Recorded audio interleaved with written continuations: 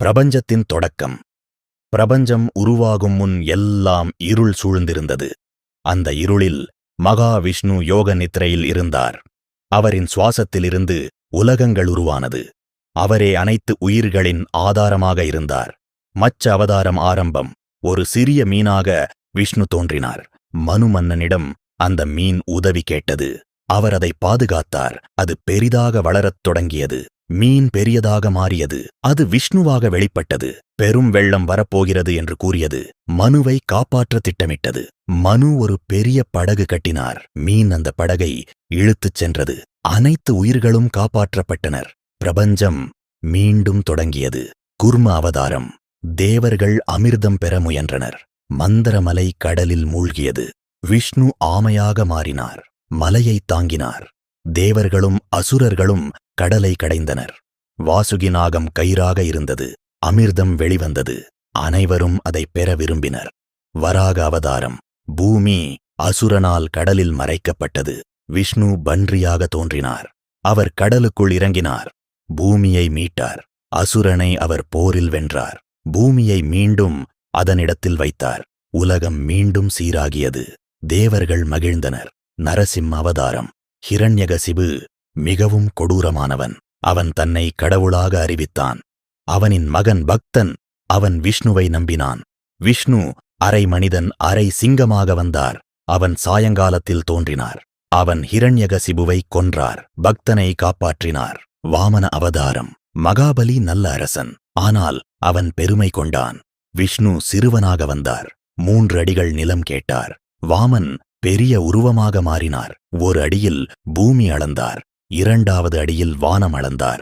3வது அடியில் மகாபலியை அடக்கிறார். பரசுராம அவதாரம். க்ஷத்திரியர்கள் கொடுமை செய்தனர். விஷ்ணு பரசுராமனாக வந்தார். அவர் கோபத்துடன் போரிட்டார். அவர்களை தோற்கடித்தார். அவர் தர்மத்தை நிலைநிறுத்தினார். அவர் யோகியாக வாழ்ந்தார். அவரின் கோபம் கட்டுப்படுத்தப்பட்டது. அவர் அமைதியாக வாழ்ந்தார். அயோத்தியில் ராமர் பிறந்தார். அவர் தர்மத்தின் உருவம். அவர் வனவாசம் சென்றார். அவர் சீதையுடன் வாழ்ந்தார்.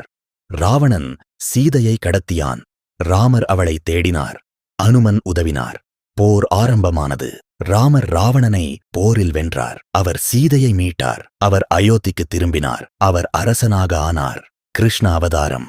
கிருஷ்ணர் சிறுவனாக பிறந்தார். அவர் பல அசுரர்களை அழித்தார். அவர் காளியனை அடக்கினார். அவர் மகிழ்ச்சியை வழங்கினார். அவர் கோபிகளுடன் விளையாடினார். அவர் புல்லாங்குழல் வாசித்தார். அவர் மக்களை கவர்ந்தார். அவர் தெய்வீகமானவர். மகாபாரத போரில் அவர் வழிகாட்டினார். அவர் கீதையை கூறினார். அவர் தர்மத்தை கற்றுக் கொடுத்தார். அவர் உலகத்தை வழிநடத்தினார். புத்த அவதாரம். மனிதர்கள் துன்பத்தில் இருந்தனர். விஷ்ணு புத்தராக வந்தார். அவர் அமைதியை போதித்தார். அவர் கருணையை கற்றுக் கொடுத்தார். அவர் அஹிம்சையை போதித்தார்.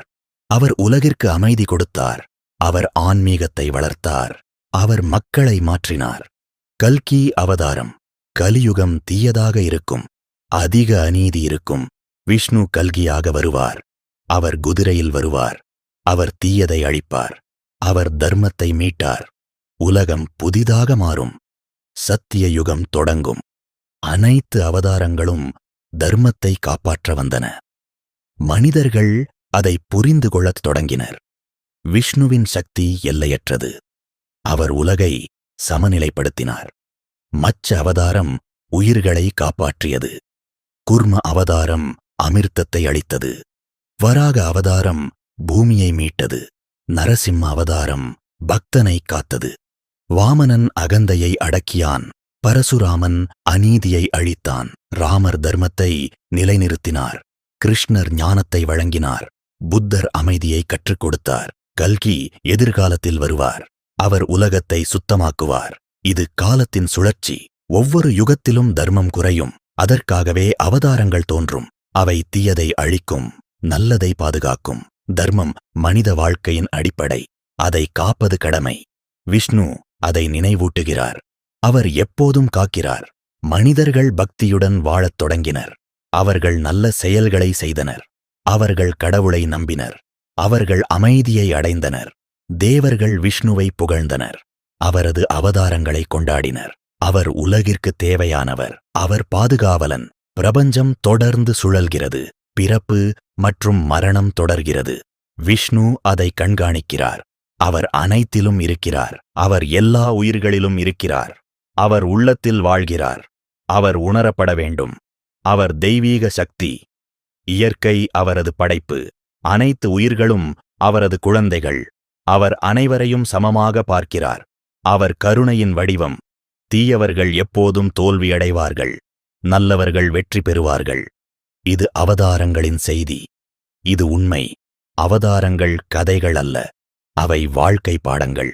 அவை நம்மை வழிநடத்தும். அவை நம் மனதை மாற்றும். ஞானம் முக்கியமானது. அது வாழ்க்கையை மாற்றும். கிருஷ்ணர் அதை கற்றுக் கொடுத்தார். அது பகவத்கீதை. அமைதி உள்ளத்தில் இருக்க வேண்டும். புத்தர் அதை காட்டினார். அது தியானம் மூலம் கிடைக்கும்.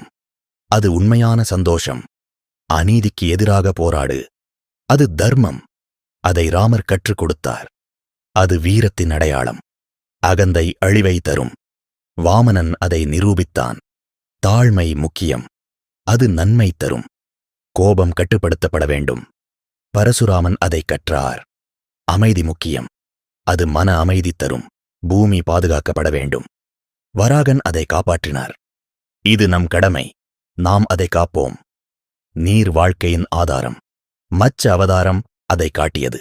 அது உயிர்களை காப்பாற்றியது. நாம் அதை மதிக்க வேண்டும். அமைதி மற்றும் பொறுமை முக்கியம். குர்ம அவதாரம் அதை காட்டியது. அது உலகத்தை காப்பாற்றியது. அது நமக்கு பாடம். பக்தி மிக முக்கியம். நரசிம்மர் பக்தனை காப்பாற்றினார். அது நம்பிக்கையின் சக்தி. அது எப்போதும் வெற்றி பெறும். கல்கி வருவார். அவர் உலகத்தை மாற்றுவார். அவர் தீயதை அழிப்பார். அவர் புதிய யுகத்தை தொடங்குவார். காலம் தொடர்ந்து சுழல்கிறது. யுகங்கள் மாறுகின்றன.